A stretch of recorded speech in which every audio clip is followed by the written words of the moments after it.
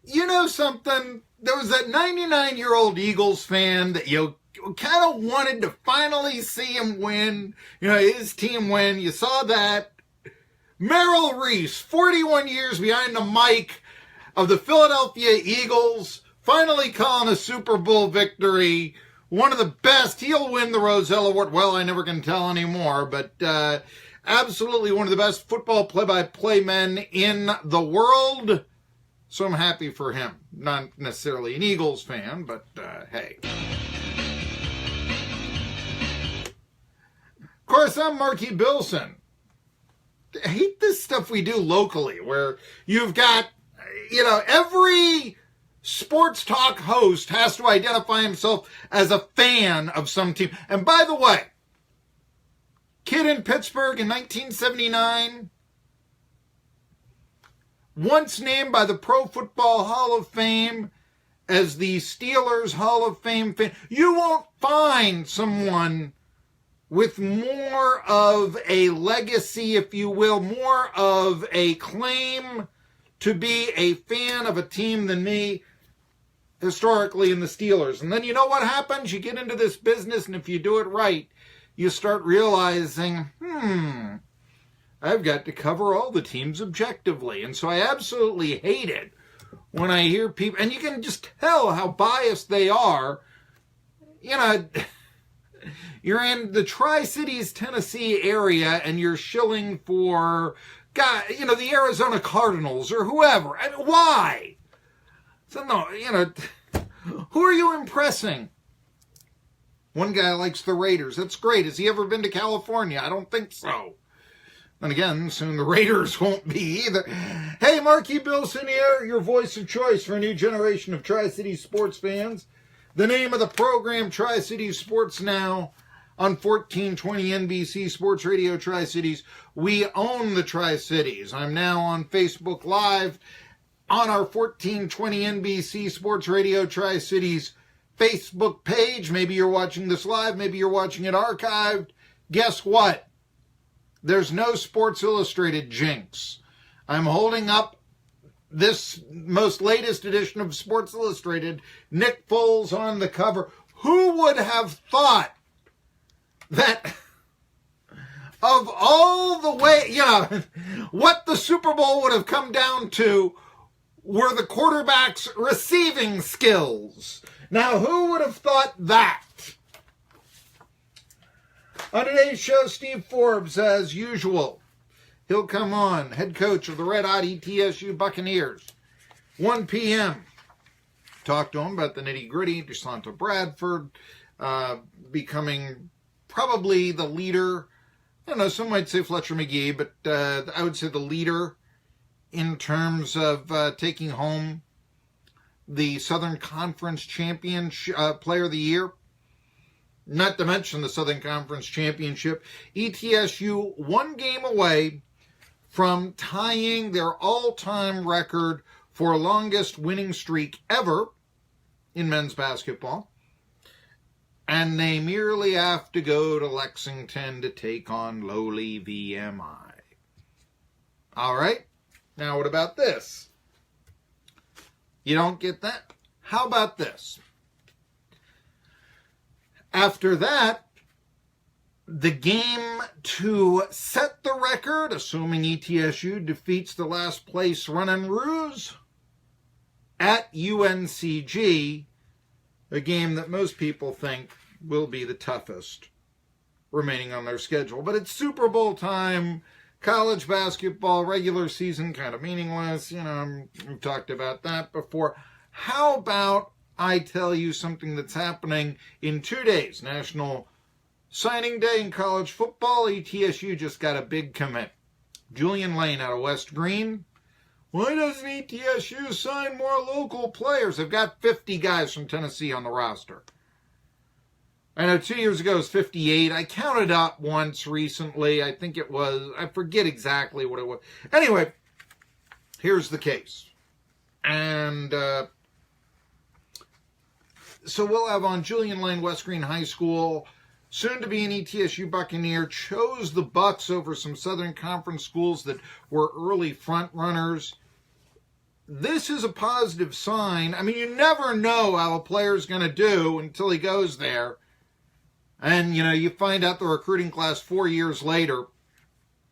Just ask Butch Jones. But I'll tell you this much. You've got a circumstance with Lane where when Randy Sanders came in, that's when it seems ETSU came into the fold to recruit. Probably the best player that Unicoi County, we broadcast the Unicoi County games here on 1420 NBC Sports Radio Tri-Cities, probably the best player that they saw all year long. And they saw Nathan Arnold, and they saw, you know, the players at Austin East and all of that. That's probably Julian Lane, West Green, best player that they saw all year long. Scored 20 touchdowns on offense, 2 on defense. How about that? But yeah, we want to talk about the Super Bowl, obviously. Was it a catch? Did it matter? Not a catch. You kick a field goal, you go up by 2. And then, by the way, wait a minute here. I've got this here. Who told you... What was the player to watch there that I told you on Friday? What was that? Here, let me see.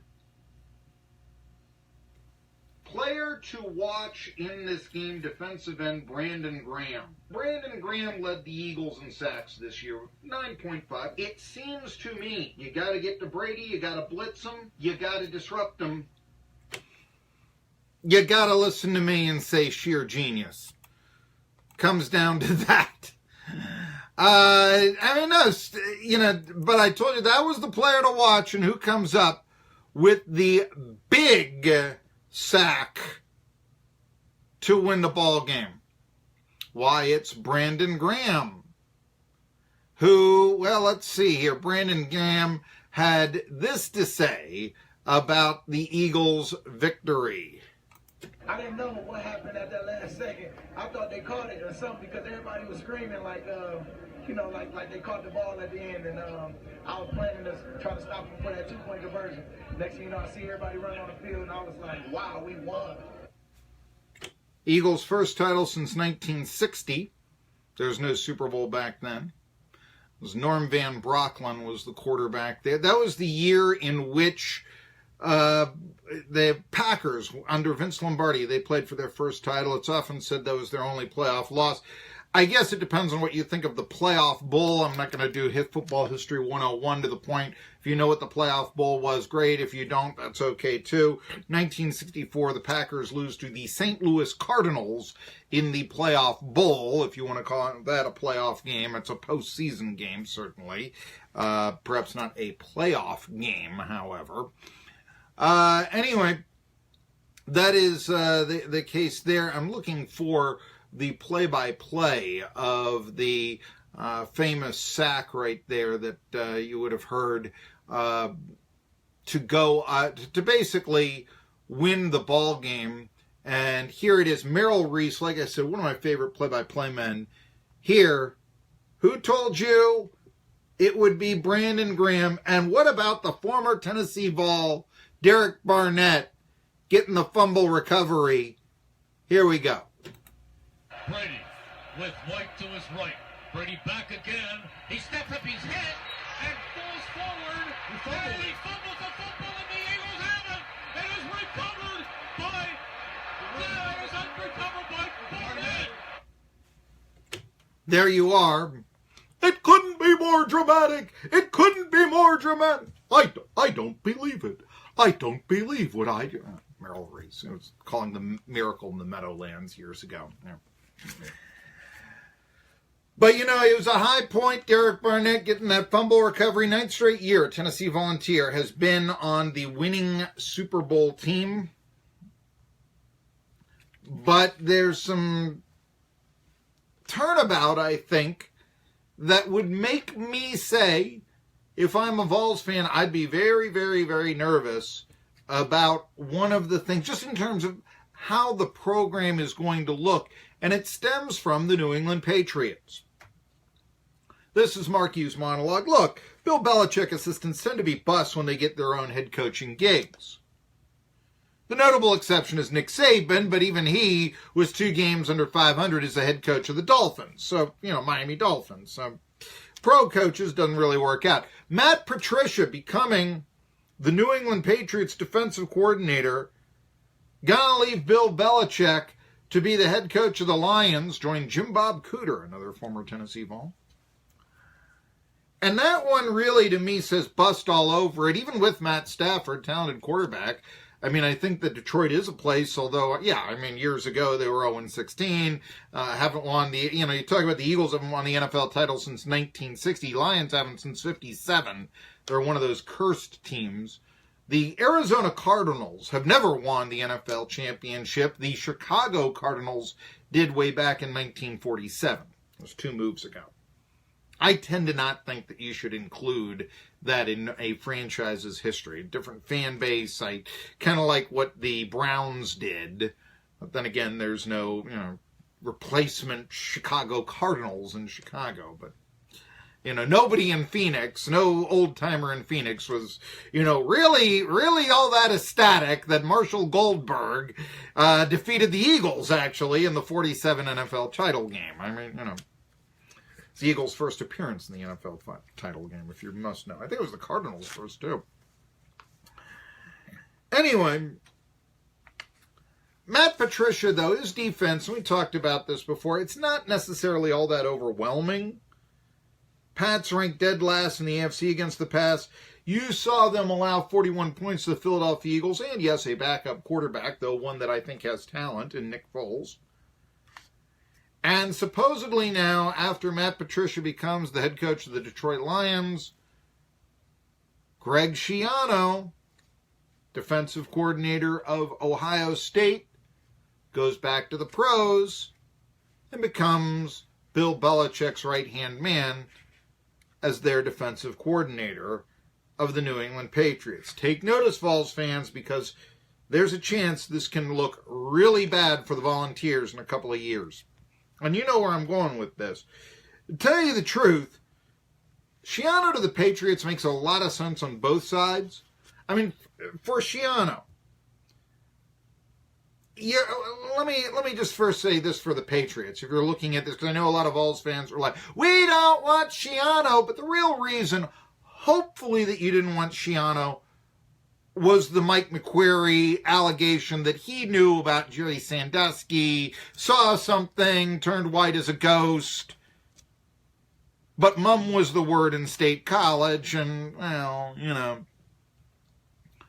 Now, maybe you don't think that's a lot to go on, but a lot of Vols fans did.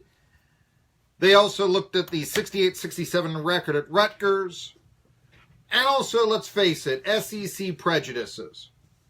Hiring the defensive coordinator from Alabama, hey, that's fine.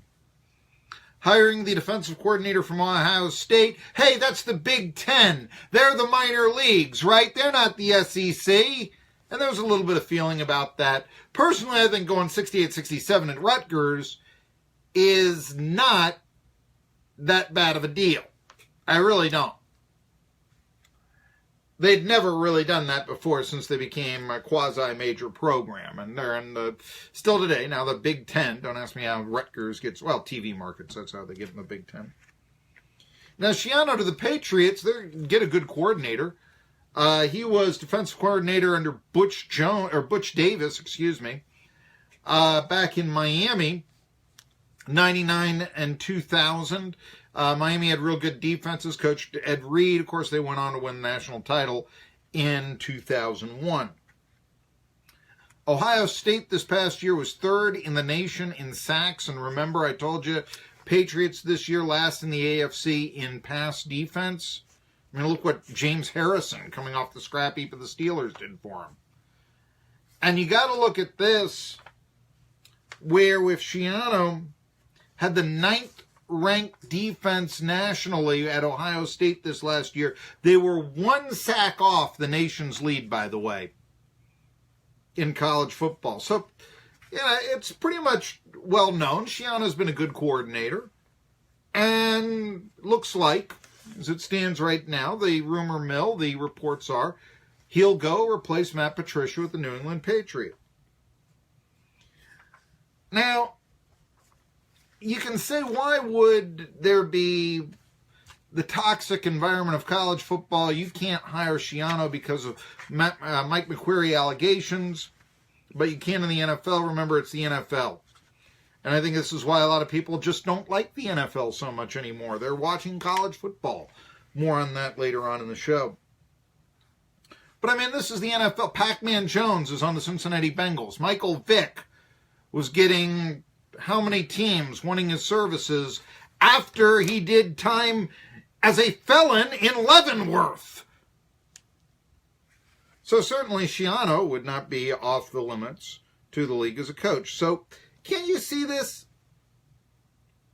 There's a report out there that, Belichick and Brady, they're thinking of retirement. It's pretty much been refuted.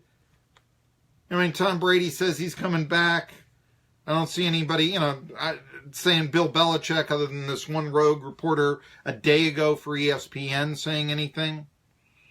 But you would have Rob Gronkowski, supposedly saying, well, I'll think about coming back. That could be the domino that ends the Patriots dynasty. Sure, then again, the Patriots defeated the Jaguars in the AFC title game without Gronkowski. But Gronkowski, he's coming off a concussion. He's made his millions. One can understand that. One can kind of... I would, be surprised if he did retire, but it wouldn't be unprecedented. Bottom line, though, is next season, Brady's going to be 41. Bill Belichick's going to be 66. They're in the second half of their career. I'm not breaking any news there. So perhaps Brady could play another 4 years. That's a possibility. Says he'd like to do that. Says he'd like to play until he's 45. I guess that might be 5 more years. Let's say Bill Belichick has his eye on Don Shula's record for career victories. He's only 69 shy of it. By the way, you know who the quarterback against Don Shula's Miami Dolphins was back in 93 when he set the record, Shula? Doug Peterson. There you go. Now, Schiano, if he goes to New England, like it looks like, he's not a spring chicken at 52, but that's not, ancient by any means either. He's not old. He's 14 years younger than Bill Belichick. So let's say he does become the Pats defensive coordinator. And then let's just say, a few years down the line, whenever, year or 2 or 5, he becomes the Patriots' next head coach. This is brilliant for Schiano. He's not going to get, in college football, teams aren't going to hire him. In pro, absolutely. And pro is higher than college. This is a tremendous career move for Schiano, who once was the head coach of the Tampa Bay Buccaneers, though he only won 11 games in 2 years. Now, let's just say it's, in the future, whenever, 2 years, 5 years, Schiano becomes the new head coach of the New England Patriots. Big shoes to fill by any measure. But let's not kid ourselves. It is far more prestigious to be a head coach in the NFL, let alone a head coach in the NFL of one of the glamour franchises, than it is to be the head coach of a college football program running on yesterdays. So Schiano, if this does occur and a natural progression takes place, he could come out ahead in this whole thing that began last year when he was going to be the Vols coach, and then you had everyone from Clay Travis to state representatives to fans in the streets say, no, we don't want Schiano for whatever reason. Schiano would come out ahead. Now, maybe if he were to become a future NFL head coach of the New England Patriots, he'd be a Ray Handley or a Phil Bengtson Yes, Phil Bankston. Look it up, okay? Or he could be a Jimmy Johnson and a Bill Cowher. You don't know. All I'm asking is if this plausible scenario would become fact, say 2020, Schiano, defensive coordinator hired by the Patriots, head coach of the Patriots in a couple of years, how are the Vols going to look after they turned him, after they brought out their scorn? No, anyone but Schiano. If he becomes, in a couple of years, the head coach of the New England Patriots, think about this, let alone their defensive coordinator now. Now, I know that the media around here is rather sympathetic to Tennessee, and the fans certainly are, but a lot of them, myself included, will say, well, maybe you didn't want to in college football after the Dre Bowl situation, when there were other coaches to hire. Maybe you didn't want someone with the stink of McQuarrie allegations upon him and how ugly that whole Penn State situation was. Maybe you didn't want anybody from that background, and that would be legitimate. Okay, we get that. But if Jeremy Pruitt doesn't start to win by that time, how is Tennessee going to look? To a lot of people, especially those outside the area, the answer is going to be not too good. Hey, I'm Marky Billson. Jillian Lane joins me in a little bit, just a few minutes, and then Steve Forbes at 1. I'll tell you about all of them after this. Tri-City Sports Now. Our Tri-City Liquor in Irwin